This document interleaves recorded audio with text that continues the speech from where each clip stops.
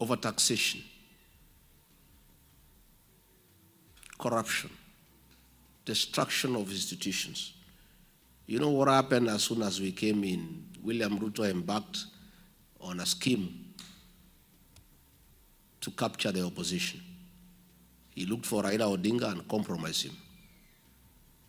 And the old man became a supporter of all the wrong things that are going on in Kenya. He captured Parliament, he captured Senate, he destroyed all the institutions of oversight.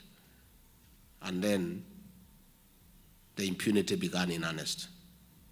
I was left the only lone voice in Kenya, inside the government, who was saying, no, this is wrong. The finance bill of 2024, I told William Ruto, this is too much. Please, Kenyans are crying, they cannot afford it. He says, no, you don't have to do what is popular, you do what is right. I said, boss, if the majority of the people who give us a job think it is not right, how do we insist it is right? He said, Abana, tuendele. And what happens is because nature abhors vacuum. When there was nobody to speak for the people of Kenya except Rigiji alone, nature abhors vacuum.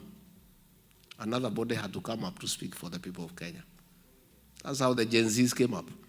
Because nature abhors vacuum. So when the Genzs started saying, no, this is wrong, and started agitating on behalf of the people of Kenya, a decision was made to clamp down on them. Abduction started, and torture, and I opposed from inside government. On June 24th, 2024, a security meeting was held, National Security Council, and I was a member. I was excluded because William Ruto knew I would not agree to the decisions that were being made to kill our young people. A decision was made to massacre and butcher children the following day on June 25th. That's how your nephew succumbed to bullet wounds. Children, young ones, were killed like chicken.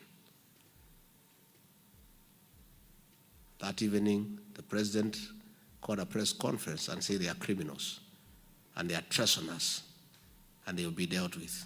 The following day, as deputy president, on 26th, I flew to Mombasa and called a press conference and told off William Ruto. You remember? Yes.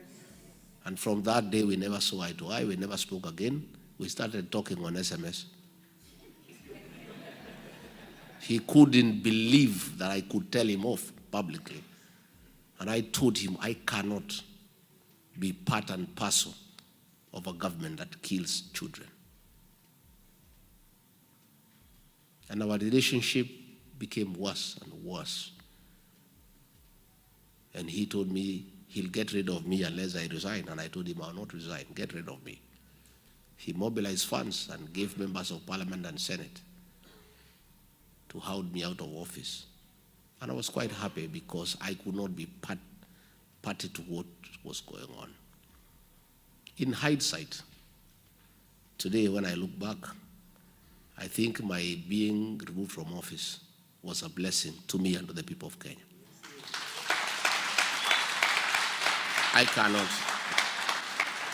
I don't want to imagine that today I will be deputy president and be part of what is going on because I will not accept. So we would not have agreed. Tungekosana kwa sababu singekubali. So we now have an opportunity to do the right thing and fix our country. And this country we shall fix. Because the Kenyan people are resilient, they are determined and will fix this country together. As we speak, Kenya is at crossroads because of the killings. The CS for Interior, Kipchumba Murkomen, gave an order of shoot to kill. Against the teachings, the Bible, and against the Kenyan Constitution. And that has been happening. Since he gave that order, so many young people have been killed. The president himself, despite saying that he's a Christian, against the Bible teachings, the 10 Commandments, thou shalt not kill, thou shalt not steal, gave an order in public that people should be shot in the leg. Most of you are in the health sector. Does not mean that if you are shot in the leg, you will not die. If you are shot, you'll bleed and die, isn't it?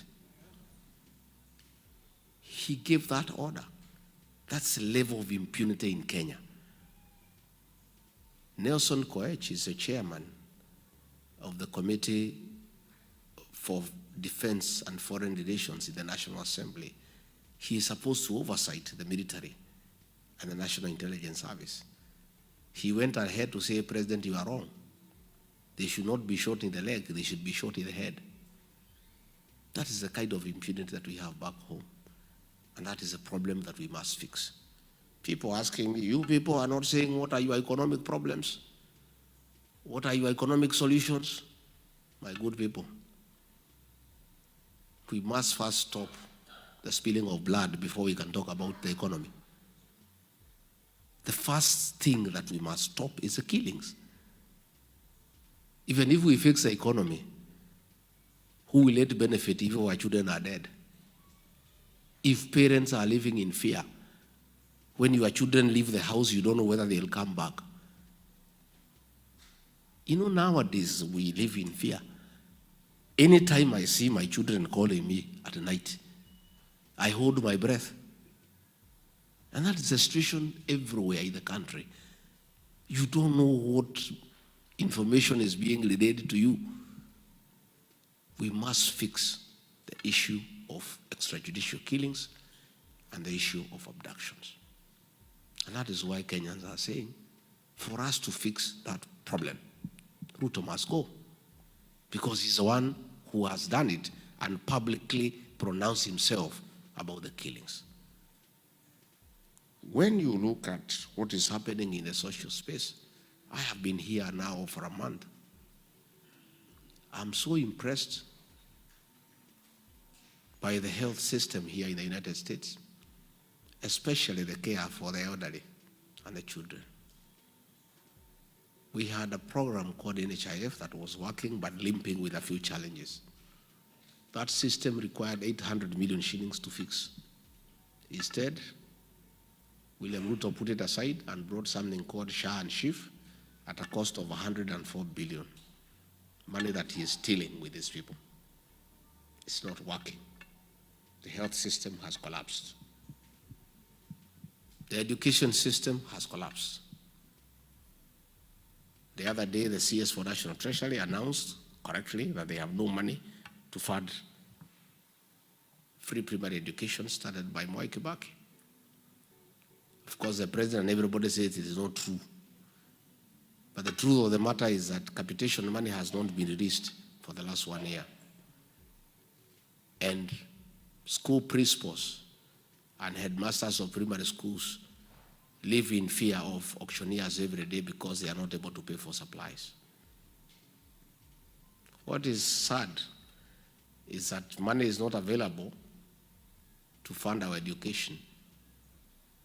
The money is stolen through the National Intelligence Service, given to that soprano guy to go around the country dishing it out. The other day they were in Bobasi. They had 10 helicopters. These helicopters are almost having an accident in the air because of the sheer number of helicopters. And they're actually creating havoc even among livestock. Even the cows are having miscarriages. Yeah. Even hens are not laying eggs. Because their helicopters are all over the village, wreaking havoc and creating fear among animals. So, at an average of 1 million shillings per helicopter, that is 10 million. The cost of the event itself is 10 million. Then they come and give some other 3-4 million. Then they go away. You saw some woman there in Kisii. She said she had a group of 31 women. She was given 2,000. Each woman 64 shillings. And then Soprano is saying that it is economic empowerment. Surely, sometimes, and the guy is a professor. Sometimes you look at people, matharau kwa Wakenya. You give people 64 shillings unasema at an economic empowerment. Yet if that lady had gone to pick tea for a day, kibarua, angeenda na 100 yake ine ama 500, si ndio? And then the women are lined up from 6 a.m. kuibia hawa watu viongozi, singing for them, praising them, clapping. The whole day wanashinda huko jioni, 64 shillings. This is money that was meant for education. That is how low we have sunk as a country. Some people have gone to court, say, can Soprano explain the source of this wealth? His salary is known. It's 1 million shillings. He has been deputy president for 10 months. 10 million. So far, he has given 220 million in the last 2 months. Where has this money come from? These are proceeds of corruption. And this is money meant for education. And that's why Kenyans are saying one down. And you cannot blame the people of Kenya. Because all you kuchekelea wa Kenya. You are laughing at the people of Kenya. Their children are at home. They cannot go to school. They are having harambes to settle their hospital bills because there is no drugs in hospital. Then unachukua helicopter 10 nasunguka na pesa from one meeting to another. It's the level of impunity that is going on in the country. Again, when you look at it, is a violation of human rights in the country. It's at the lowest. Today, our team of DCP was in Gilgil town for a meeting and were beaten up by police very badly. Later on, a border young boy of 21 years was shot in the leg by the police. He's in hospital, struggling for his life. William Ruto has decided that nobody can tell him no, nobody can challenge him, and if you challenge him, you must die or get injured and go to hospital, as he said. So we have those challenges as a country, and together we'll fix it. Luckily for us, we are a functional democracy. Elections every 5 years. There will be an election in 2 years' time. And the people of Kenya will wake up early and go to elections and elect a new government. I don't want to say I'm perfect. I don't want to say that I'm better. I don't want to say that I will do things that others have not done.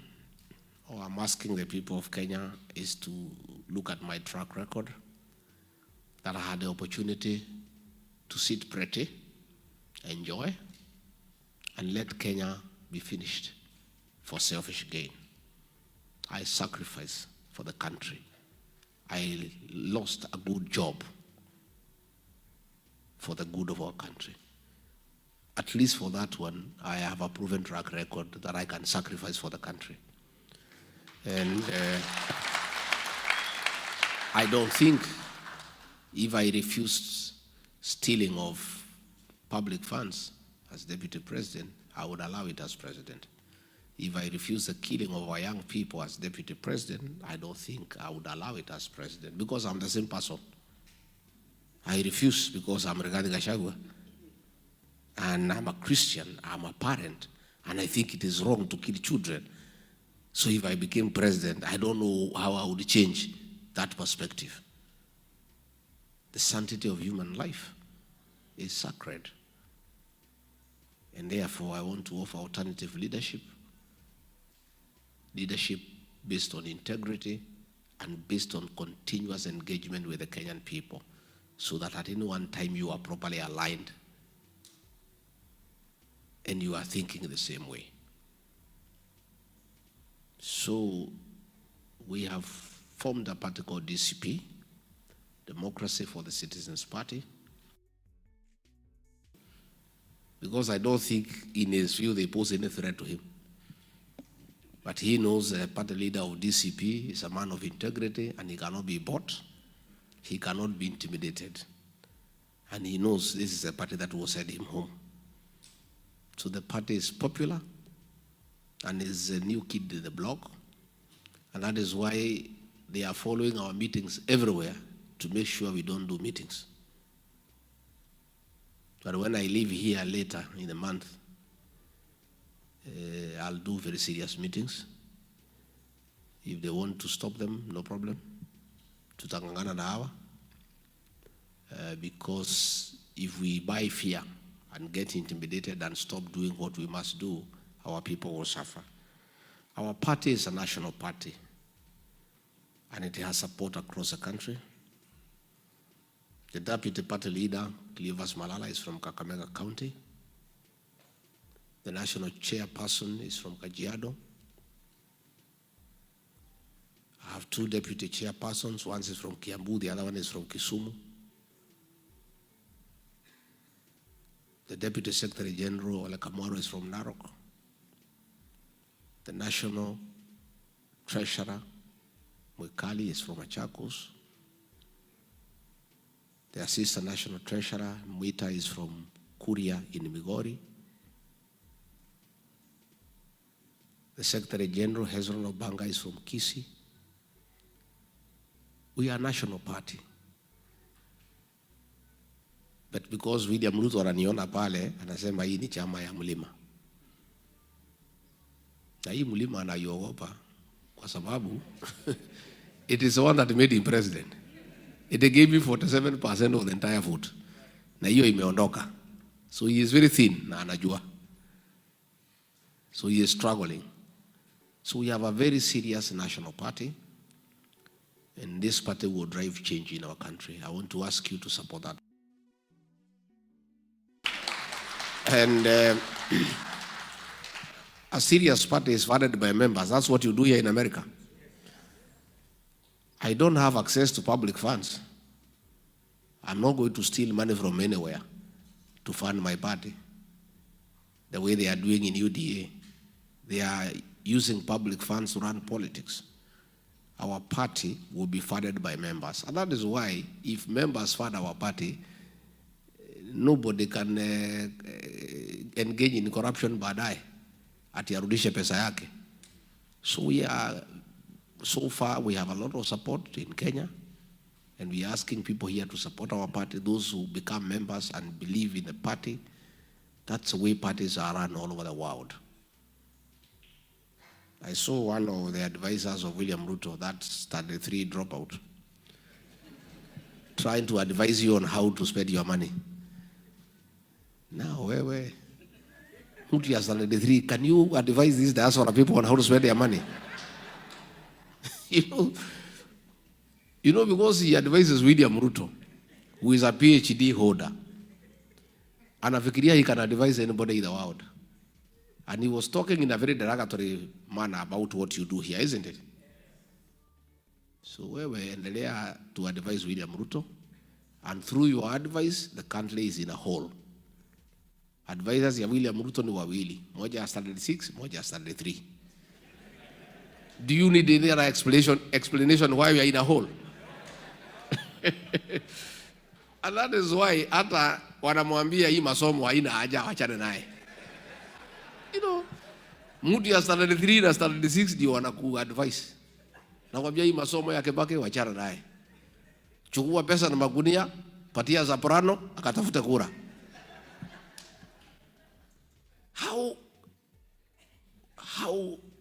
How do you explain where we are as a country? Is that kind of advice? When somebody decides that you advise us, ni mtu ya standard 3 and standard 6. Ati hawa ndio wanakuambia how to run a country. And that is why mimi nilikataa hiyo maneno. Hiyo mtu ya standard 6 alijaribu kuniambia how to run my office. Nikamwambia kwende. Mimi Rigiji, mtu nimesoma. I don't have as many degrees kama William Ruto, yangu ni moja. Lakini mimi mtu yuko na degree moja ya political science. Mtu ya standard 6 to advise me how to run my office. surely. Unajua iko madharau ingine ambaye ni mbaya. But it is sad. I must tell you today, frankly, it is sad. Those are the two people who advise William Ruto. Because many times we would have meetings. Tunakubaliana hii na hii na hii na hii. Hiyo mtu ya 36 ananitafuta. Niambia hiyo maneno mnaambia rais wachana nayo, haitawezekana. Ile itafanyika ni hii. After 3-4 days, ile mtu ya 36 alisema inatangazwa. And that is how we have lost our country. So we must fix that problem. And let me tell the members of the Kalenjin community, nobody has anything against your community. You are a very honorable community. And nobody should ask the community to carry the failures of William Ruto. William Ruto has failed as a person. And I want to discourage anybody from attacking that community for the failures of William Ruto. President Daniel Arap Moi was a Kalenjin leader. He never killed children. Indeed, he loved children genuinely. President Daniel Arap Moi, a Kalenjin, has left a legacy on matters education. Despite not having been very educated, he built schools and he did a lot for education. So let nobody hide at William Ruto anapingwa na watu ya Kenya because he's a Kalenjin. No, that is not true. He has failed as a person. Abebe msalaba yake kama William Kipchirchir Ruto. The Kalenjin community is innocent and is crying as much as other Kenyans. Wanalia kama Wakenya wengine. Juzi, they own some land there in Narok, the Kipsigis community. Waliwawa, 7 of them. Na hiyo shamba, William Ruto ndio amechukua. He never even sent condolences to the people who died. Our Kipsigis waliwawa. So let us be very careful to define who our problem is. And our problem is not any community, our problem is a person. We need to fix that one. Finally, Diaspora. You great guys. Mimi nimekuja tupangane mapema. Because I am not very clever, but I'm not a fool. Niko tu hapo katikati 50%.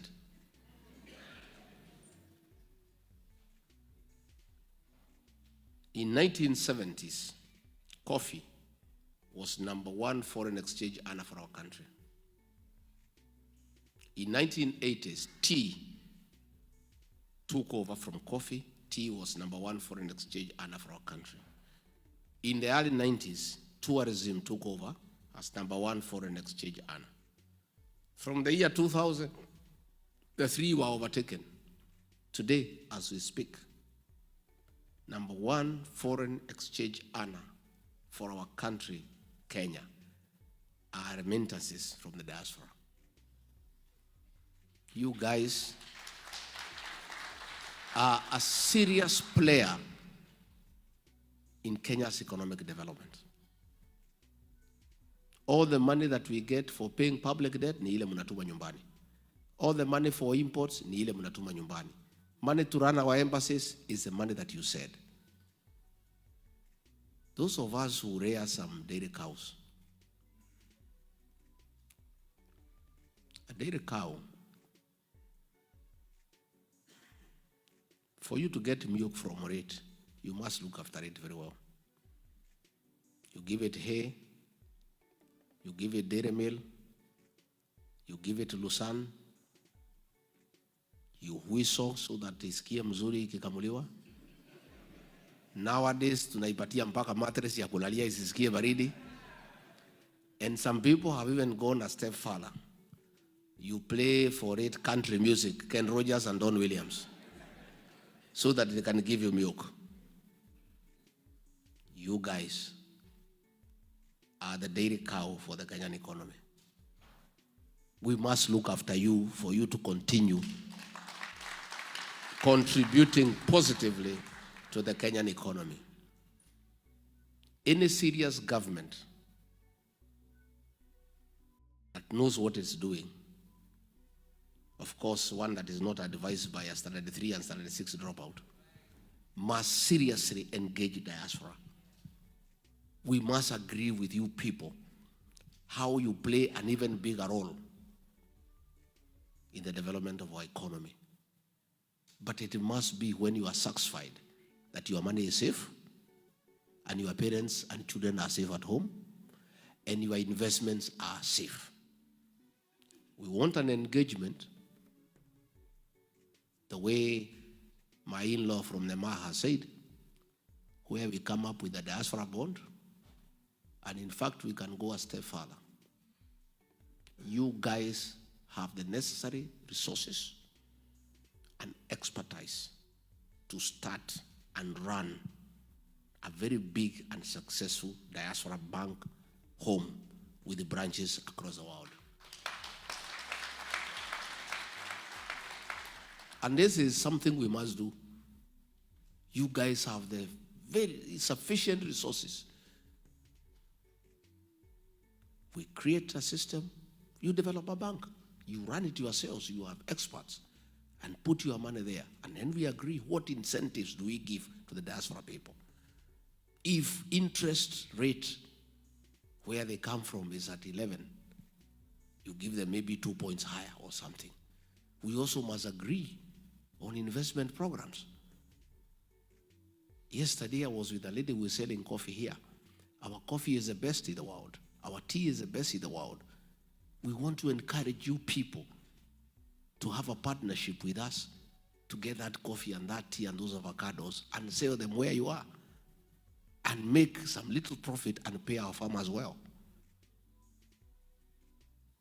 We are talking about job creation. How would we create jobs unless we start manufacturing back home? We must interest the diaspora people, instead of importing steel and cement from China, to come and start those factories at home and create employment and enhance our tax bracket. In fact, the area of cooperation between government and diaspora is so huge. Actually, you don't need to go borrowing money from other countries. The money here is sufficient to sustain our economy, but only when the owners of the money are satisfied that the money is safe and they have good incentives to bring back money home. At the end of it all, east or west? So I want to start an engagement, and these are the networks now we are creating. I agree, promises were made that we will open 5 consulates in the US. None has been kept. Opening a consulate requires money. The economy is struggling. But I want to give a commitment. We may not be able to open 5, but we can do it progressively. We start with the 2, and I agree. By the sheer size of population in Texas and the strength of the economy of this state, you deserve the first priority in establishment of a consulate. I want to give that commitment, and you test me on that one, because it's so easy for me to fulfill. It doesn't require much, it only requires good manners. Si ndio? Si watu wakikubaliana kitu wamekubaliana. We'll start a consulate, because when I look at the size of the economy here and the opportunities for business for Kenya, and how we can attract foreign investment back home from Texas, it only makes sense to have a consulate here with the trade attaches so that we can enhance our commercial cooperation with the people of the state. Again, we have consular services for the Kenyans here, for IDs, passport, marriage, and everything. And of course, we are going to push IBC to open a station here because of the sheer numbers. Yeah? So that you people can be part of the Kenyan nation and you decide on how you want to be governed. Again, I agree. That is something we had agreed with William Ruto, akaruka. Tulikuwa tumekubaliana na watu ya diaspora ya kwamba you guys have the necessary qualifications, experience, expertise, and motivation to be part of the embassy staff running our embassies across the world. Because you understand the countries where you are. If you have been here for 30, 35 years, hakuna kona hapa ujui, vile tutakaa na hii wazungu, vile tutawabembeleza walete investment Kenya. Isn't it? You know what Kenyans need. You know what they want to do. So I want also to give that commitment that at the level of the deputy head of mission and the officers in charge of diaspora and other staff in the embassies, we must and we shall deliberately consider and recruit people from the diaspora to help us run our missions. Again, we shall have mobile consular services. Where we are not able to have a consulate, we have a mobile consular services. Wanaenda one state, wanakaa huko mwezi 3, wanapeana vitambulisho, passport, birth certificate, marriage certificate, alafu wanahama, si ndio? That is something that is doable. It's something we're going to do so that we make it less expensive for you to go to Washington in search of documents when it's not necessary. Again, in the spirit of devolution, we take the government to where the people are.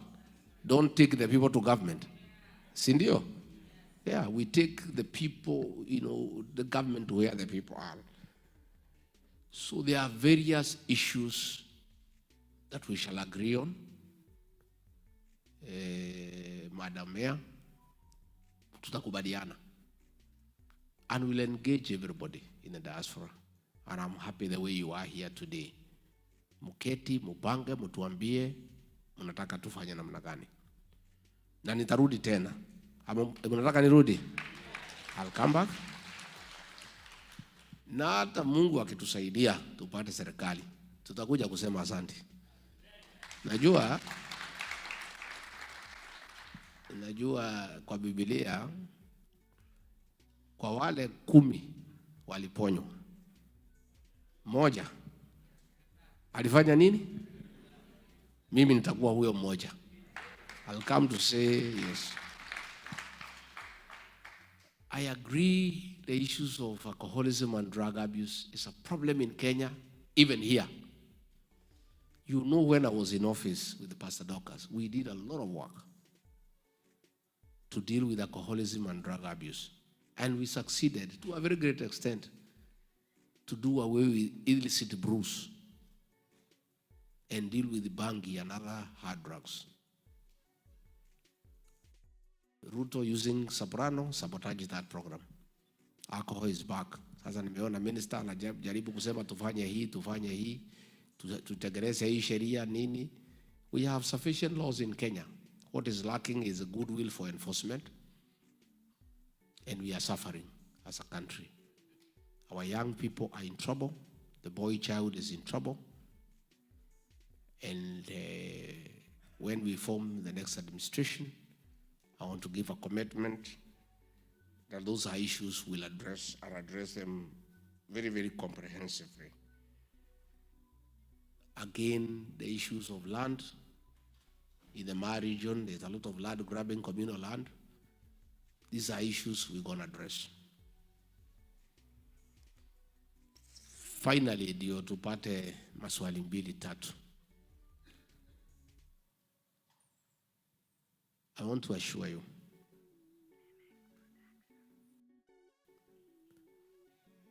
that a new dawn is coming. The English say, the darkest hour is just before dawn. Saa ile giza imeshikana, karibu kuna kucha. People of Kenya are waiting, and I want you to help me tusaidiane. You guys have a lot of influence back home. Mukipiga masimu, muongeleshe wa Kenya. Mwambie they should not waver. They should not be intimidated. We must get the change that we desire. Kenyans have a right to have good governance. And the diaspora people, I also want to commit that we want you to be part of government and be on the decision-making table and enrich our thinking, because you have a lot of experience out here where things are working and working well. In matters democracy, in matters healthcare, in matters education system, in matters of taking care of the elderly. And I have given a commitment that I want one of you to come to the Senate through our party, as specially elected, to come and help us create laws on devolution, because devolution is working out here. Again, we'll also give you another one position in the National Assembly, specially elected. You come there, assist us to make laws. Again, in the counties where we are strong, almost 20 counties where we are very strong, well, we'll have a majority of the MCAs. We'll have many, many specially elected MCAs. We'll want every county to give Diaspora at least one specially elected MCA to come, so that you help us to make good laws on devolution. For the women, much as we'll nominate you, fine. Lakini pia tunataka mpiganie hizi viti. You must fight for these seats, my dear. Most of these seats are vacant. Most of these MPs, wananchi wamemalizana na hawa. So we want to encourage you people. Yesterday I met a candidate for Kikuyu. Anataka kuenda kutoa Kimani Ichung'wa. Huyu. Yeah. It's a Texas guy. Yeah. Kuja utoe hiyo jamaa, mmesumbua watu sana. I met a candidate for Thika Town. Yeah. That seat is vacant. The one who is there now is called Nyakanga. So where kuja? I met a candidate for Kinangop. That seat is vacant. Yeah. Of course, the chairman here, Kiambu Town, it is vacant. Bobasi, hapo ndege zilikuwa zinaleta shida. For Bobasi, I met also a senator for Garissa, Ahmed. I don't know whether he has come today. So, where are the women from Texas? Yeah? Munangoja nini?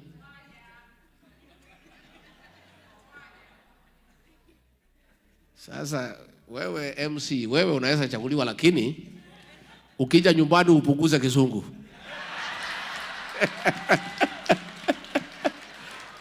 Si ndio? Apunguze asipunguze.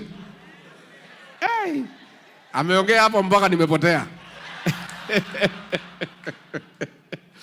But we need such people also in parliament. Kugangana na ile watu ya ODM. Si ndio? Yeah, huyu. Yeah. This one I can specially elect kuja huko. Angangana na hii watu na ile kimombo. Because we also need some tough fellows. Si ndio? Nataka wakina mama wengine mang'aa huko kidogo. So, women, peace, please. Fight for your space. Nobody will come for you at home to come and lead them. Come out. And our society now has accepted that women and men are the same. We've got great women leaders in Kenya. Please, I want to encourage you, within DCP, we'll give you an opportunity to come and fight for these seats. You know? tuko na viti mingi sana. Kuna ile ya women rep, ya Murang'a is vacant. Ya Nyandarua is vacant.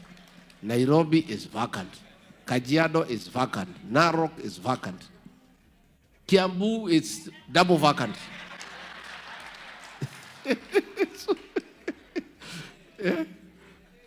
Nyeri is vacant. You know, you people, akina mama, nyinyi muko hapa na muko na dollars kidogo ya kuweka billboard nini na kupaka marangi mzuri na kukaa vizuri, mkuje pale, you know, you come piga picha hapo, come and meet women and talk. Go to Citizen and give your vision. Let people listen to you and listen to the brains that you have. And we have great women who can make great leaders. And I'm a very strong defender of women leadership, you know. And mukuje tafadhali. We'll give you several for specially elected, but zingine tunataka mpiganie, mkuje mpate hizo viti. So mimi nimeshukuru. I think I have tackled most of the things that had been raised.